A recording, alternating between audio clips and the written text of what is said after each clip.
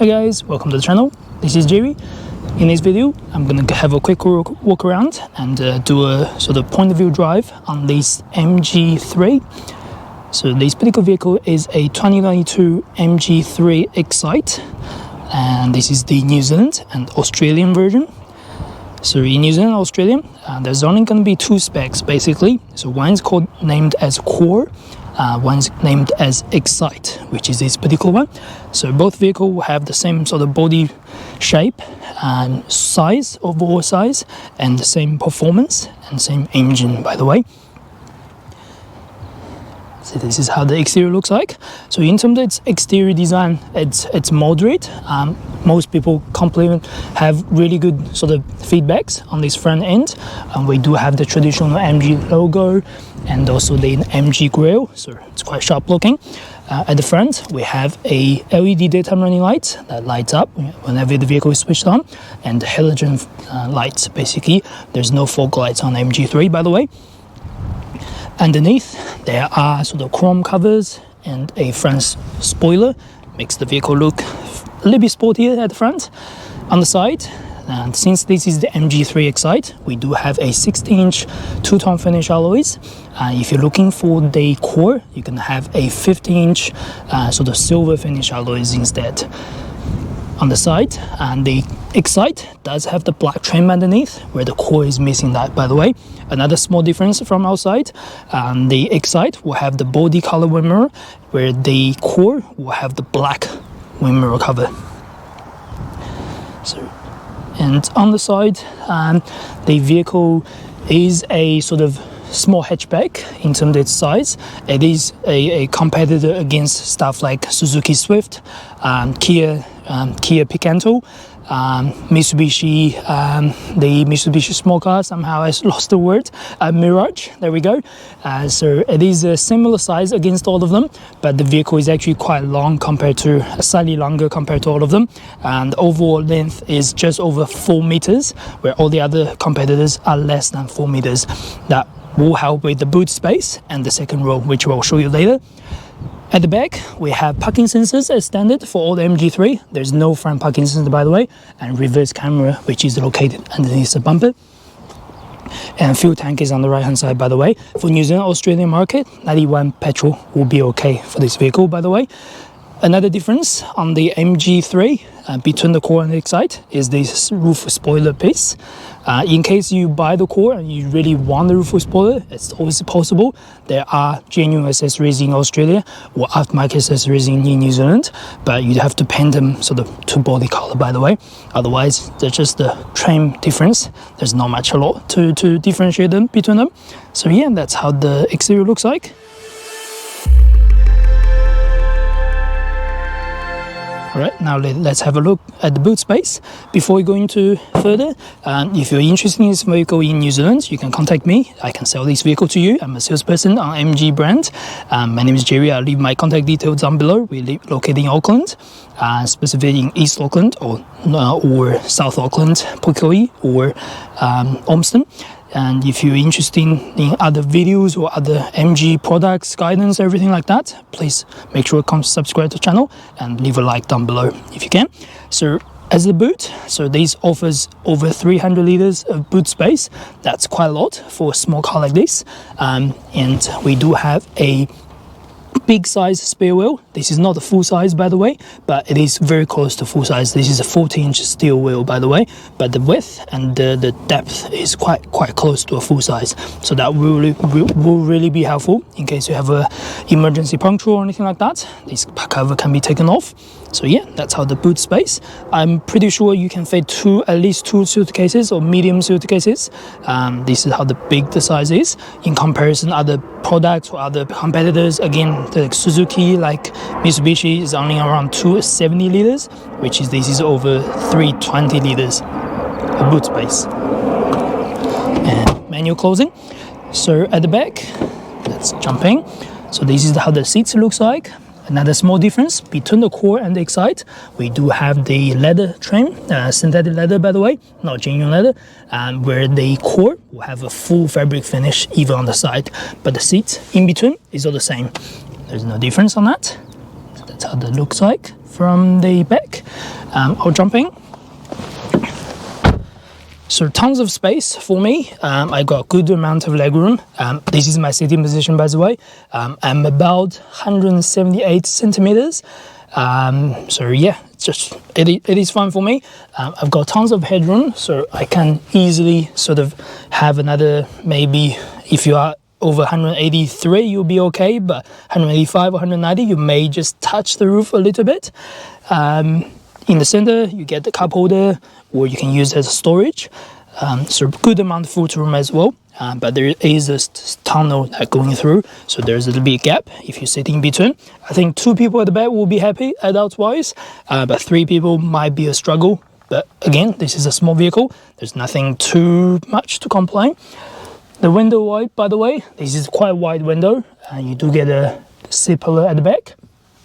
What's good about MG is no matter which MG you jump in, the first thing you notice is the visibility is going to be quite well. So there's, yeah, it's been good for MG. And this is how the dashboard looks like. So pretty much traditional MG design. You do have the MG steering, which is same pretty much across all the range, but small different button locations here and there. And we have an 8-inch touch screen, so that allows you to connect your smartphone, have a reverse camera, control a few things if you need. And underneath we have the gear selector and air conditioning control. It's simple, nothing special, but it is a cool design. I mean, for a 21 vehicle in New Zealand, Australia, there's nothing to complain. The design itself is simple, nice layout, easy to locate anything you want. There's nothing to complain, nothing to be fancy about, I would say. The screen size is just normal for a small car, maybe bigger than some competitors, maybe smaller than some others, but it is enough for daily use. All right, let's jump at the front. And on the door, there's no keyless entry on the MG3, so all you have is a sort of key standard key with remote control, lock, unlock, with a key blade that extends out, and the second key is just a spare key for emergency, by the way. At the front, we have manual adjustment seats. This is pretty much the same with all the small cars, unless you're paying a premium fees to a higher spec vehicle. And the seat itself is comfortable. It does hug you well. I do like the side support on each end. Same with the top. So MG's always been quite good with the support on the side. So it's not gonna be just straight flat on the seats. So you always have some side support. Personally, I find this is very helpful for daily drive. Let's close that. So this is how the interior looks like. Let's switch it on. Just like that, the vehicle is on. So design wise, inside we have air vents on the side. That's your sort of Mercedes look air vents.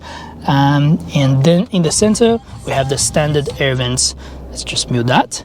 And 8-inch display, just like this. It is quite bright. To be fair, at night you may want to switch it off. It's pretty easy though. You just press the off button to switch it off. You can still listen to music, all that things. Otherwise you can set it up your sort of other brightness if you wish. Radio control is on the left and media control is over there. You have Bluetooth connection and you do have Apple CarPlay that brings up the iPhone map where you have USB cable over there. If you do want to use the iPhone CarPlay. Unfortunately, no Android Auto in New Zealand or Australia for this particular vehicle.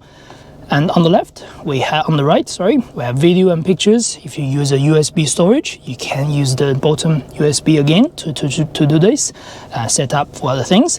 Another small thing to note, in New Zealand from now on, all the new models will have the inbuilt navigation on the Excite, where on the 2021 model or early 2022 model, you don't have navigation.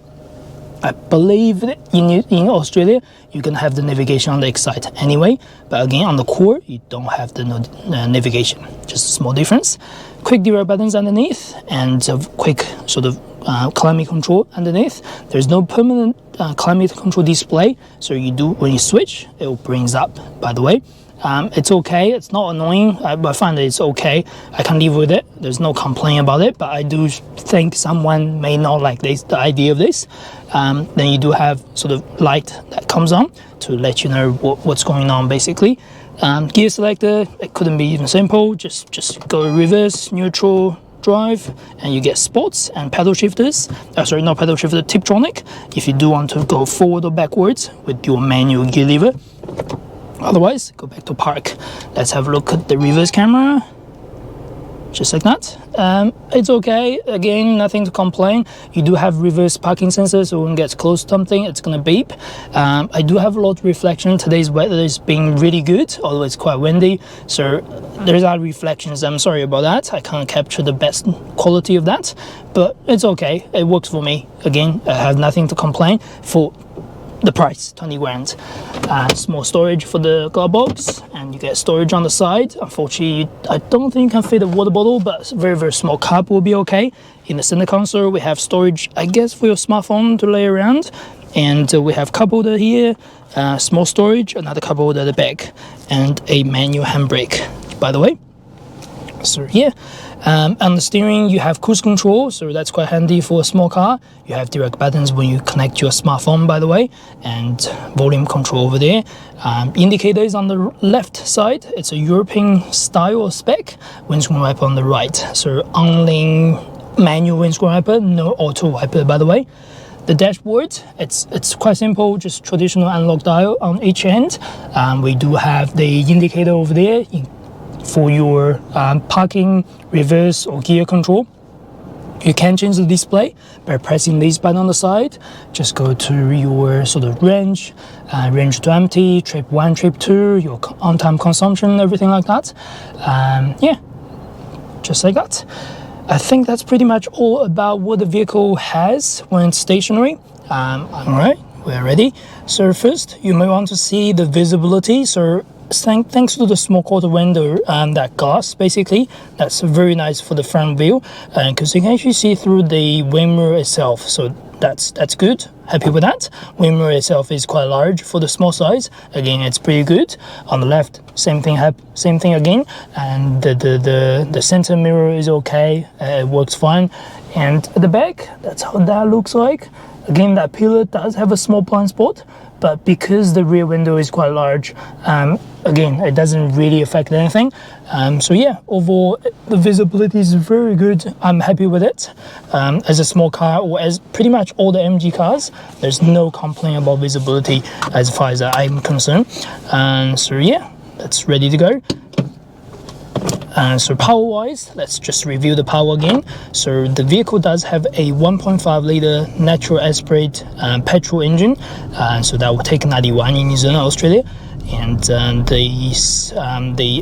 is kept with equipped with a 4-speed automatic gearbox. So it's not the fanciest like 10-speed, 8-speed gearbox these days. It is sort of in a traditional way of how the gearbox is, but it is okay for pickup and going and all that. Other things, we also have two-wheel drive, so just the front wheel drive for the small car. And power-wise, 1.5 liter will give you 82 kilowatts and 150 Newton meters of torque. So that's more than enough for a small car again. In comparison, if you look at competitors with similar pricing, you're going to be looking at, let's say, Suzuki Swift with a 65 kilowatts, and other cars like Kia Picanto, again 65 kilowatts, so the power and all that things. So this is actually one of those vehicles, a small vehicle with a good amount of power, or a good amount of sort of let's say kilowatts output, so that's pretty good. And the first corner, you'll notice because it's a small motor that you have to work on it, so the thing, or the motor itself has to work on it. When you push the throttle just a little bit heavier, you can notice, you know, there's a little bit more noise from the engine bay. I'm actually wearing a new microphone, so I don't know if this will be able to pick up the noise, but again, overall it is because it's going to perform. If you do not like it, unfortunately it's just how it is. Yeah, basically small motor, big noise, that's what it's gonna have, unfortunately.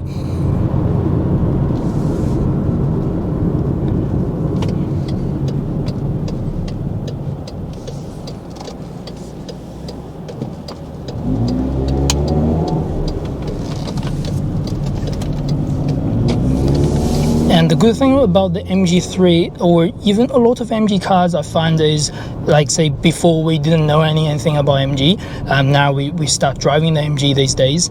You can instantly notice that the chassis itself is handled really well by MG, or is tuned or is made very well by MG. Every single car, you do have solid sort of performance on even open road. A small car like this just doesn't it's not easy to bounce around or anything like that, and handling it's exceptional for a small car like this. Again, it's not going to be sort of like on the level of a Golf GTI, let's say, but for me personally, I think this is handles really well, going around the corner, everything like that. Let's hope we can catch another one.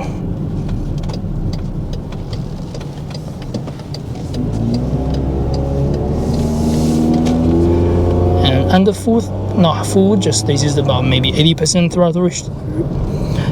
So it responds okay. It's old maybe, or traditional transmission with 4-speed auto.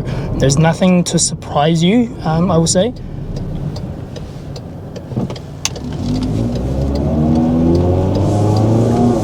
So I'm pressing quite hard, by the way. You may be able to hear a little bit more noise from the transmission. Hope that makes sense.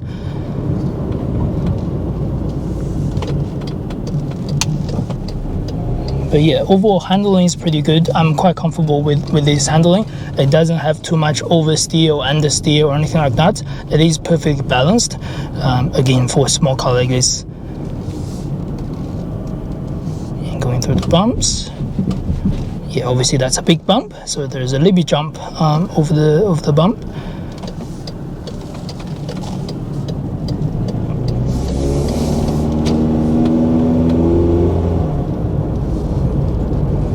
And to be fair, when the car comes to a complete stop and when you want to try to accelerate, the first response is always pretty good with this transmission, as it's, again, there's no turbo, it's just natural aspirate, so that instant power you get from pick up and go is quite easy. For example, just like this. That first initial pickup is always been pretty good with MG3. But obviously, because your max power is only going to be 82 kilowatts, or it's not going to give you that sporty performance in terms of the acceleration. This car is not designed for that either. It is designed for a city round-around vehicle. And once you get to speed, you can notice the engine sound or engine noise going to be quite low or quite reasonable. You're not trying to accelerate, you're not trying to push to its limit. So like just like this, I'm cruising along for, let's say, maybe 50k on the road. This is very easy. This is very easy to cruise. There's nothing to change or anything like that. But when you do want to accelerate, just like this, you get the gear change downshift, then you can feel the power and also the noise, just like that. Let's try to get on high speed, have a look at that.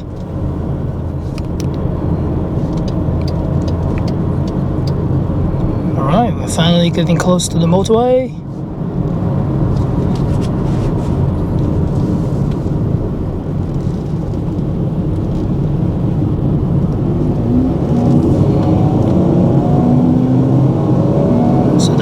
Quite heavy throttle acceleration, by the way. It's not 100%.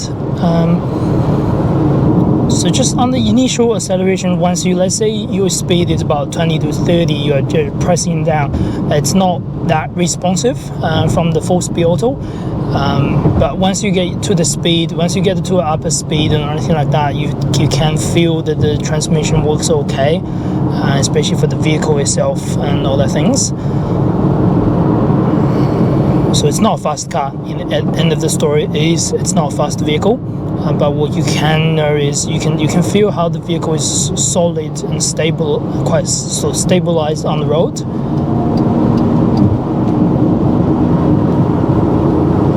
Although it's quite windy day today, you're not blowing away on motorway sort of things, stuff like that. And one thing I forgot to mention is in the previous sort of chapter on the city driving is your noise. The car, obviously, it's a small car. It's not expensive built or anything like that. There is definitely some road noise. On motorway, you do get some wind noise as well, because the visibility is so good. You're gonna get the large wind mirror, everything that generate all your wind noise. It's bearable. It's okay to me. The road noise is, I think, mostly it's because of the tires. It's not being, the factory tires, not the most, let's say, luxury brand or anything like that. You do get some sort of more noise under these tires. Whether it's the worst, no, it's 100% not the worst. I've driven let's say a 2008 Honda Fit before. I can definitely say this is way better on the noise, so the cancellation or noise leveling. But if you're driving maybe a near new Mazda 3 or near new Corolla or near new, Volkswagen Golf, this is definitely not going to be as premium as those cars in terms of its noise, in terms of its sort of noise level, but you're also not paying that premium price for it. I think for a small car, this is going to be very similar to a Suzuki Swift, all the other cars, Kia and Mitsubishi, all those competitors. There's nothing to complain. It's going to be noisy than some certain cars. It's not going to be noisy than some certain cars, stuff like that. This is very subjective. This is my personal opinion, obviously. This really comes down to what you are driving or what you used to drive. If you're driving a old Mazda 2 or Mazda Demio before 2004 one, you're going to find the MG3 would do even a better job than the Mazda. And one thing I forgot to mention is also the warranty. So at the moment for New Zealand and Australian market, you're getting a full 7 years warranty, and that is unlimited kilometers, includes the mechanical and electrical issues as normal per MG sort of, or as normal per sort of manufacturer standard. So that's really good warranty for whatever it offers. And although in Australia there are some brands already offering 5 to 7 years warranty, but in New Zealand not many brands has matched that compared to the bigger market. In New Zealand, most cars are around 3 to 5 years warranty, so this 7 years warranty offer is really good. Currently the MG3 price in New Zealand is $19,990 for the core drive away. There's no on-road cost, by the way, that includes everything. And if you're looking for the Excite, that's $22,490 drive away. There was a slight increase from last month because the vehicle has added the navigation inbuilt. That's why the price does increase a little bit, but it still offers a really good value for what it is. And fuel consumption wise, MG3, the factory claims you can get just under 7 litre per 100 kilometers, but I would say in real world condition you'll be looking somewhere around maybe 7 to 8 litres. This really comes down to how you drive the vehicle. Obviously, if you're driving around town all the time, you can get higher numbers. If you drive on motorway a lot, you can get the lower number, just in that perspective. And other things will be the safety features. The vehicle has standard will have the 6 airbags, so front airbags and on the side plus rear 2 curtain airbags. We also have stuff like cruise control, traction control, ABS braking system, and hillside assist. So that helps you to just go uphill, so that will be handy in city sort of driving. So that's good amount of safety features. Cruise control, obviously that's standard across the MG3 range. You also have reverse camera, parking sensor at the back. Those are quite handy features.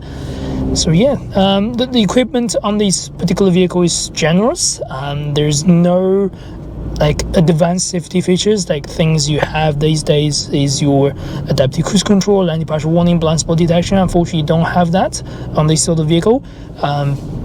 But again, at this price range, you probably don't find many of them becomes full complete package anyway across all the vehicles. Alright, so what's my verdict? Personally, I think this is a good package for a vehicle that with its features, with its price, with its warranty, everything, it is very competitive on the market. As you can see, its advertising, its marketing is definitely doing its work. We're seeing more people jumping the MG range from the MG3, obviously. It'll work for some, it won't work for some, but I think the purpose of this vehicle is carry you to A and B without any issues or anything like that, with that backup up 7-year warranty. I think that works really well. Again, this is pretty much the end of this video. If you found this helpful, please consider subscribe to the channel and leave a like down below. I'll keep uploading other videos about MG tutorial, everything like that. If you're interested in purchasing one of these vehicles in New Zealand, specifically in Auckland, you can contact me, Jerry at Abbott.NZ. We are the local dealership for the Abbott Ormston, East Auckland, or Abbott Pukekohe dealership. I hope you enjoyed the video, and yeah, we'll see you next video.